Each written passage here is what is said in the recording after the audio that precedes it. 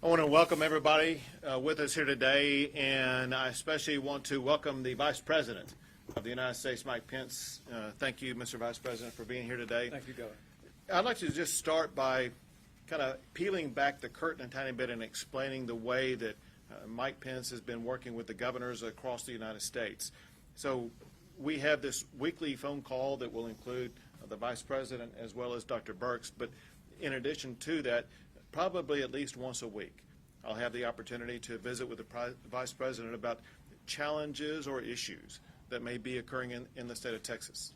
Sometimes it's me calling him, sometimes late at night or on a weekend, talking about a need that we have or something that we need to focus on, or other times it will be him calling me. Most recently, you might remember, on Father's Day. You called me and you just wanted a lay of the land. And we got to share each other Happy Father's Day with each other as we're working on protecting fathers and mothers and children across the state of Texas. And so, Mr. Vice President, I want to thank you and thank the Trump administration and all of your great team members for what you've done to help Texas as we navigate our way through the conquering of COVID-19. Speaking of which, I do want to just share a couple of things. One is, as everybody knows, during the course of April, Texans joined together with our fellow Americans to focus on slowing the spread. And we did exactly that, and that is what led to the beginning of the opening of businesses in the state of Texas. And then after the opening was announced on April the 27th, we continue to reduce the spread of COVID-19 in the state of Texas, so much so that all the way until the 26th or 27th of May, we went to the lowest positivity rate that we ever achieved during the course of this pandemic. It was 4.27% at that time. Well, we need to understand that COVID-19 has taken a very swift and very dangerous turn in Texas over just the past few weeks. Over just the past few weeks, the daily number of cases have gone from an average of about 2,000 to more than 5,000 per day. At the same time, hospitalizations have increased from about 2,000 per day to more than 5,000 per day. And the positivity rate that just 1 month ago was at 4.27% is now well over 13%. Now, one thing I said from the very beginning, and that is that Texas will follow data in making decisions about how we move forward. One thing I declared early on is we would be looking at that positivity rate, because the positivity rate shows us a measurement of the way in which there is community spread in Texas. And with a positivity rate of over 10%, I declared early on it would be an alarm bell for Texas to take action to rein in the spread of COVID-19. And that's exactly what we began to announce this past week. Measured steps to ensure that we are taking specific identified action that can target ways in which we can reduce the spread of COVID-19. Here's what I know. What I know is that Texans working together, we were able to slow the spread of COVID-19 in April and in May. And I know that once again, all Texans coming together and working together, we will once again slow the spread of COVID-19. Texas understands the need of so many families in the state to ensure they have the ability to provide for their livelihoods. Families need to put food on the table. They need to pay rent. They need to take care of their families. We want them to be able to do that. And hence we know that we can do both, continue to allow businesses to open while containing the coronavirus. But it does require all Texans to go back to those strategies that we mastered. Wearing a face mask, sanitizing your hands, keeping a safe distance, and remembering this, and that is, if you don't need to get out, there's no reason to go out at this particular time. If you can keep your distance from others, that's a very good, safe place to be, and that is especially true for anybody who is age 65 or older, and hence is in a more vulnerable data set. You know, one thing remarkable about Texas, and that is that despite the increase in the spread of the coronavirus, Texas still has the second lowest death rate of the top 27 most affected states in the country. We cherish the lives of our fellow Texans. We must all come together and all work together to make sure we do all we can to continue to protect the lives of our fellow Texans. And it will take these, worn by everybody, in the coming days to make sure that we will protect those lives and we will slow the spread of COVID-19. Someone who has been a partner with us in this effort, who's provided guidance, help, and support every step of the way, someone without whose help we really wouldn't be having a successful response to COVID-19, is the Vice President of the United States, Vice President Mike Pence. Thank you for your friendship. Thank you for your leadership. Well, thank you, Governor Abbott. Thank you for those good words, and thank you for your leadership. From the very outset of the coronavirus pandemic, the White House Coronavirus Task Force, represented here today by Dr. Deborah Birx and Secretary Ben Carson, has been working very closely with your administration, and we're grateful for the partnership that we forged. President Trump wanted us to be here today with the developments over the last 2 weeks, with the rising positivity and the rising number of cases, with a very simple message, and that is to you, to the people of Texas, we're with you, and we're going to stay with you. We're going to make sure that Texas and your healthcare system in Texas have the resources, have the supplies, have the personnel to meet this moment. The governor and I also talked today about the vital importance of testing. At this point, Texas is testing at an enormous scale across the state, but in our briefing today, we spoke about how we can accelerate testing, accelerate the returns on testing, and we'll be carrying that back tonight to the Coronavirus Task Force as well as to our private partners, companies like LabCorp and Quest, to make sure that Texas has the resources to identify this moment. This has been a helpful ground report, and we're going to take back the specific request, Governor, that you forwarded to us and your team has forwarded. But I want to also acknowledge that all along the way, from the time that we first unveiled the 45 days to slow the spread, cases and positivity in Texas were low and steady. You flattened the curve here in Texas. It's a tribute to the people of this great state. But about 2 weeks ago, something changed. And we wanted to get a report from you directly about that and make sure that you have the counsel, the resources, and the support to meet this moment. I also want to commend the governor for your decisive action. Reopening this economy, which began in early May, is a tribute to your leadership and the steady progress in putting Texas back to work is something every Texan can be proud of. But with the development of these new cases, as you said, going from 2,000 a day to 5,000 a day, positivity rate going from roughly 4% to 13%. We're grateful, Governor, that you've taken the steps that you've taken to limit the kind of gatherings and meeting at certain places in communities that may well be contributing to the community spread that we're seeing in Texas and in states like Arizona and Florida and California as well. Let me add my voice to the governor's voice to say when we issued the guidelines to open up America again, we laid out a phased reopening plan. Texas took that plan and implemented it here in a safe and responsible way. But there was guidance throughout that applied to all of the phases. And chief among them was that people should continue to practice good hygiene, wash your hands, avoid touching your face, and wear a mask. wherever it's indicated, or wherever you're not able to practice the kind of social distancing that would prevent the spread of the coronavirus. And we would strongly reiterate that today.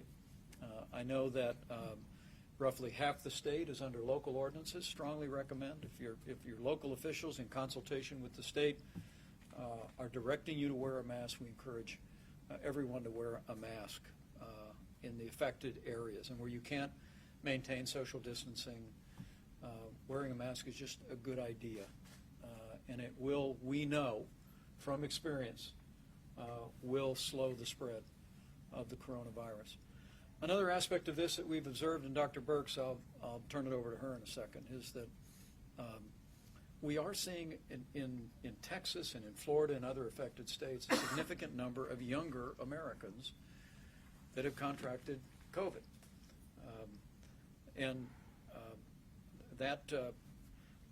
It is a good thing that we know people have contracted it, not because younger Americans without underlying conditions are particularly vulnerable to a serious outcome, but because no American under the age of 35 would ever want to inadvertently infect a parent, a grandparent, an elderly neighbor, or an elderly friend. And that's what I would say, what Dr. Birx said on Friday to all the wonderful young people here in Texas. This is a moment where you really we have to put our arms around and protect the most vulnerable among us, and particularly seniors with underlying health conditions are precisely those for whom the worst outcomes occur. And so as we deal with community spread, as we engage in the kind of steps that the governor's directed here in Texas, we just encourage particularly all of the younger Americans among us. If you have a concern, whether you have the symptoms or not, go ahead and get tested. And in any event, it's a good time to steer clear of senior citizens and to practice the kind of measures that'll keep our most vulnerable safe. But Governor, again, I just want to thank you. I want to thank you for what you've done in this state. When we hear that Texas has the lowest number of fatalities of the major affected states, that's a tribute to your healthcare workers, it's a tribute to your people, and frankly, it's a tribute to your leadership. Our objective is to keep it that way. Our objective is to save lives as Texas continues to reopen your economy and help to lead this country back to work. But I want you to be clear, we know we're all in this together. And Governor, you know I'm a phone call away. This team stands ready to work with you, to work with Senator Cornyn, your great delegation in Washington, D.C. We're going to make sure Texas has what you need when you need it. And with your leadership, with the cooperation of the people of Texas, and with God's help, I know we're going to blunt this outbreak, and we're going to protect our most vulnerable, and we're going to save lives. So thank you, Governor, very much. And with that, Dr. Birx would share a few reflections on what we're seeing, and she'll be having additional briefings later today, and she and I will be traveling to a number of other affected states over the next several days. Thank you, Mr. Vice President, Governor, Senator. It's a privilege to be here in the great state of Texas, and particularly at this medical center. I love the motto, educate, heal, discover, because that's what has happened with our COVID-19 response. It's been a privilege to work with the health team here and the governor. We talked about your opening plan, I think, late Friday night. I think you worked 24/7 too. Late Friday night, sometime the end of April, where we talked through each of the aspects of the opening plan. And it was a very serious and safe opening plan, and you can see the impact of the opening plan and how it worked out. All of May, for almost 5 weeks. And then there was an inflection point, and I really appreciate the governor and the health committees really understanding that that inflection point was around test positive. That seems to be our earliest indicator of new cases, because we have enough testing now at the community level to start finding the asymptomatic and early cases, and we can start seeing even the increase in test positive before we see evidence of increased hospitalizations. And I think that's good to know that that's an alert system that we can trust, and it's an alert system that we can trust as you begin to control this. And we've been having a great meeting with the health commissioner and your health leadership at this medical center. And I think the concern that's been raised is what is happening now is very different than what was happening through April and May, where you were having outbreaks that were quickly contained because they were in a nursing home or a prison or a meatpacking plant. And somehow over the last 15 or 16 days, it's taken on a very different aspect through Texas. And you can see it in Harris County, you can see it in Harris County primarily, you can see the rate of increase is quite enormous right now, and you can see it in Bexar County and Travis County. Dallas is more steady in its rate of increase, but I think in talking to your medical group here and to all the Texans, what we are seeing here is a increased rate of hospitalization of 20 to 40-year-olds. And I think that really tells us that there is a lot of infection in the 20 to 40-year-olds. We know that's the primary asymptomatic group.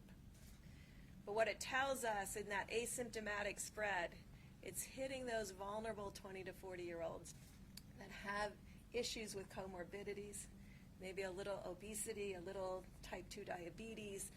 And so when you're out with your friends, and I want to thank the governor for his action on the bars and really appealing to every Texan to wear masks. I think we know now there's scientific evidence that masks both keep you from infecting others, but may also partially protect you from getting infected. I think that's a new discovery and a new finding. And it's very encouraging to Texans to know that you can protect one another. I know it's difficult in the 30 and the 20s and 30-something, but really just here really to ask every one of them to wear masks. Every single one of them to wear a mask. And if they're interacting with their parents and grandparents, they should wear masks then too. Because we know now how many of them are asymptomatic, and no one wants to pass the virus to others. But we see from this very medical center that you have 20 to 40-year-olds in the ICU. Now, most likely they will recover because Texas has done extraordinarily well. But we have to protect one another. And so I really came here with the Vice President to really hear what was happening at the ground level, to get a report. Because in the end, it's communities that will stop this epidemic with great state leadership. And we are grateful to be here and to learn from you all and to take that back and take these best practices. Take the best practices of closing the bars and then following the impact. By getting masks, 100% compliance in Harris County and Dallas County and Bexar County and Travis County, and really get and see that impact. We have additional tools that we didn't have just 2 months ago. We have different tools to prevent the spread with masks and social distancing at a much higher and greater level. We know now with closing the bars. But we also have better therapeutics and better care and better knowledge about how to save people's lives. So we have a different to bring to the people of Texas to actually curb the epidemic and stop the spread here, as well as ensure that everyone in the hospital does well. So thank you for the opportunity to meet for your staff. Thank you for all your staff coming in on a Sunday, spending the time with me. I am deeply grateful. Thank you, Doctor. Great. Dr. Carson. Well, it's wonderful to be back here. I haven't been here for quite a long time. UT Southwestern has a very well-deserved, excellent reputation. I want to thank you again, Mr. Vice President, for the tremendous leadership of the Coronavirus Task Force.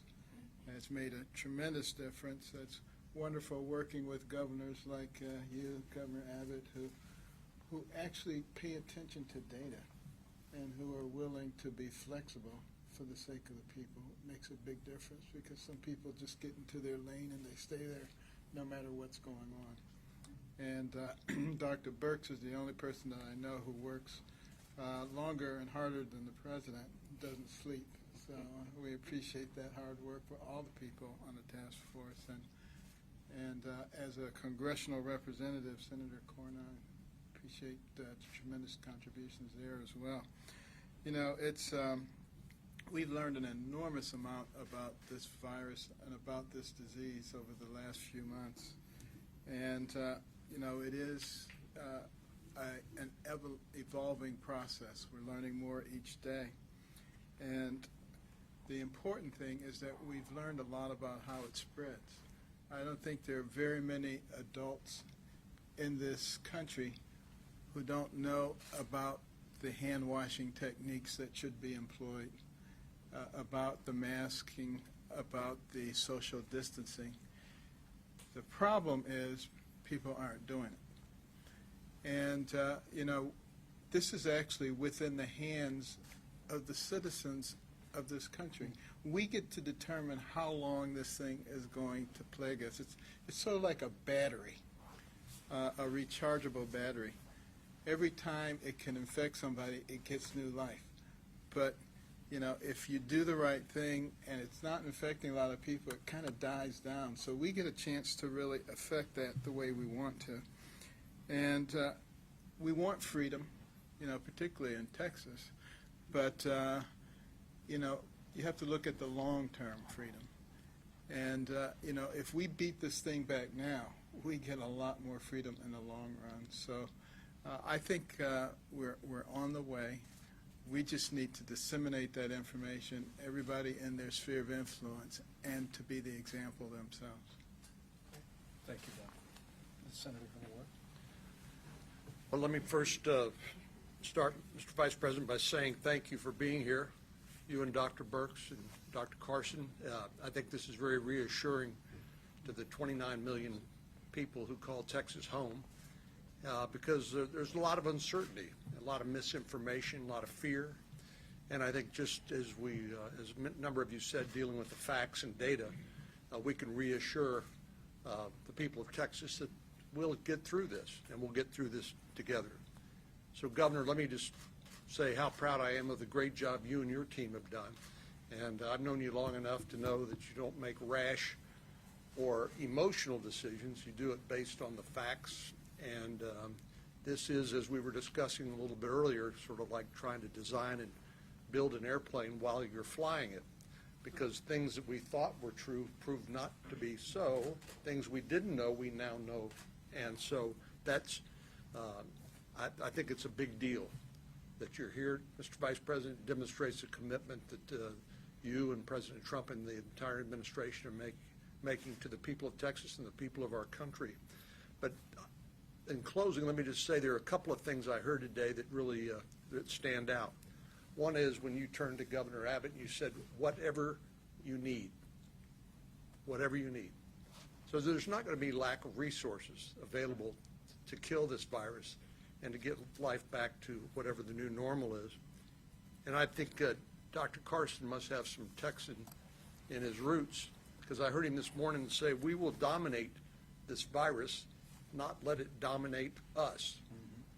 There's nothing more Texan in spirit than that sort of attitude, Dr. Carson. So thank you for mentioning that. And finally, I'd just say the message I think that you've heard today and you continue to hear from the Vice President, Dr. Birx, and the Coronavirus Task Force is a plan executed properly and with prudence is called for.